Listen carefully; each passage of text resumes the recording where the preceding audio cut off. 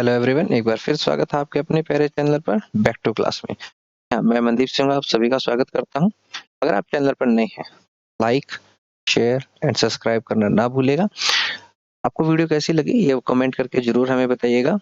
और हम कर रहे थे क्लास 11th एक्सरसाइज 13.1 का लिमिट एंड डेरिवेटिव के क्वेश्चन 30, 31, 29 ये सभी क्वेश्चंस को हम पहले कर चुके हैं। और आज जो हम करने वाले हैं वो करने वाले हैं क्वेश्चन नंबर 32 करने वाले हैं।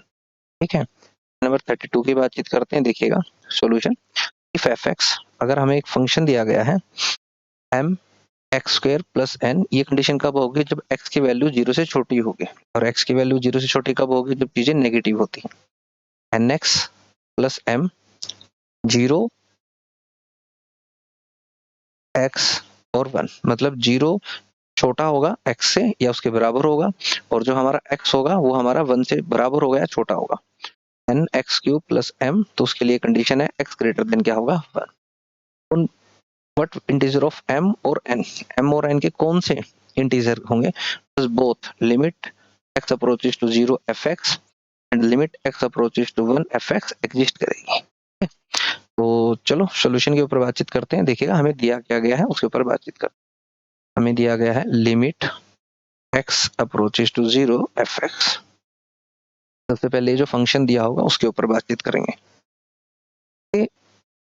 जो x0 की जो लिमिट है उसके ऊपर बातचीत करेंगे। तो यहाँ से हम इसकी लेफ्ट हैंड लिमिट और राइट हैंड लिमिट को चेक करेंगे। ठीक है, तो चलिए स्टार्ट करते हैं। देखो हम यहाँ पे लिखते हैं लेफ्ट हैंड लिमिट, है ना। तो limit x approaches to 0 negative f x. अगर मैं यहाँ 0 कंसिडर करता हूँ तो इधर मतलब 0 से छोटा लेफ्ट हैंड है लिमिट और 0 से बड़ा राइट हैंड है लिमिट। तो ये हो जाएगा 0 नेगेटिव राइट हैंड लिमिट और ये हो जाएगा 0 पॉजिटिव। तो अब जब हम इसको वैल्यू फाइंड आउट करेंगे तो हमारा कितना बन जाएगा? देखिएगा हमारे यहाँ बन जाएगा limit x approaches to 0 negative.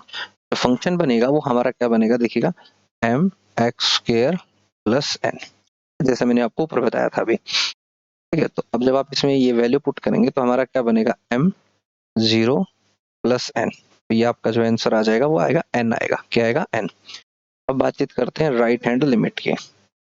Limit x approaches to 0 positive and f x. ठीक है, क्योंकि देखो यहाँ पे हमने देखा था ना पॉजिटिव पे होगा। Limit x approaches to 0 positive, positive value के लिए कौन सा काम करेगा?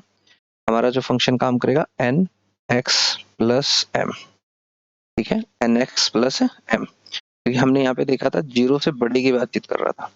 तो ये वाला जो केस है एन एक्स प्लस एम 0 से बड़ा, है ना। 0 की ये केस यहाँ तक ही बनता है, यहाँ तक केस बनता है, तो ये वाला होगा ग्रेटर। ठीक है, चलो वैल्यूज पुट कर देते हैं यहाँ पे। ठीक है, तो जब इसको हम यहाँ पे वैल्यू पुट करते हैं, ठीक है, जब आप वैल्यू पुट करेंगे तो क्या हो जाएगा? एन 0 प्लस एम और ये हो जाएगा M.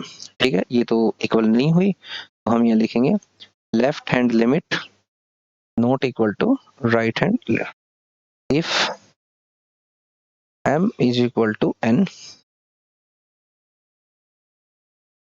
same integer value then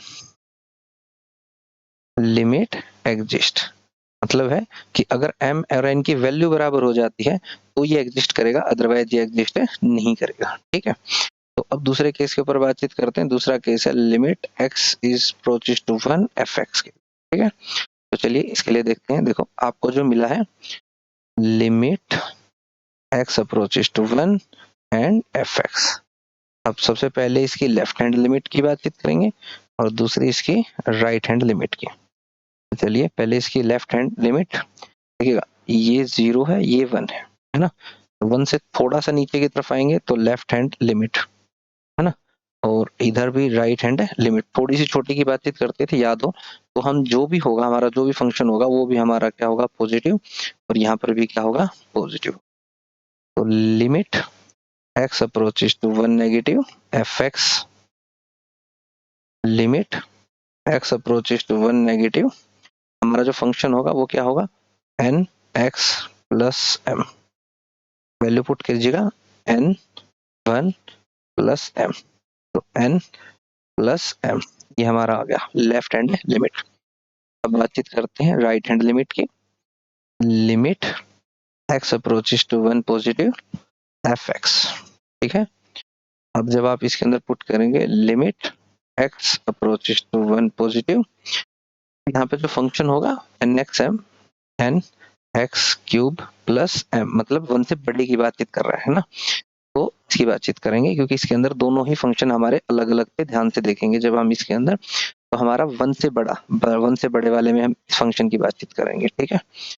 ये बातचीत करते हैं। अब हमारा यहाँ पे जो है वैल्यू पुट करो n 1 का cube plus m n plus m, है ना।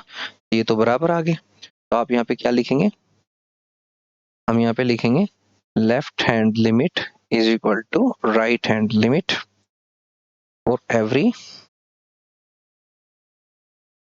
every integer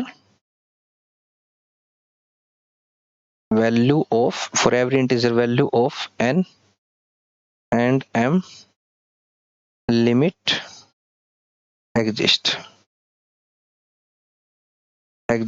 करेगा।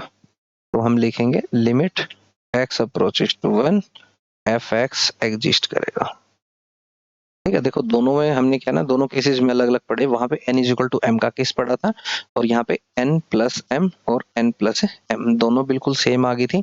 तो यहाँ पर हमारी जो लिमिट है वो एग्जिस्ट करेगी, ठीक है। दोनों वैल्यू सेम तो लिमिट एग्जिस्ट करेगी, दोनों वैल्यू सेम नहीं तो एग्जिस्ट नहीं करेगी, ठीक है। तो किसी भी डाउट के लिए आप कमेंट कर सकते हैं। बाकी लाइक शेयर सब्सक्राइब करते रहिएगा। Thanks for watching.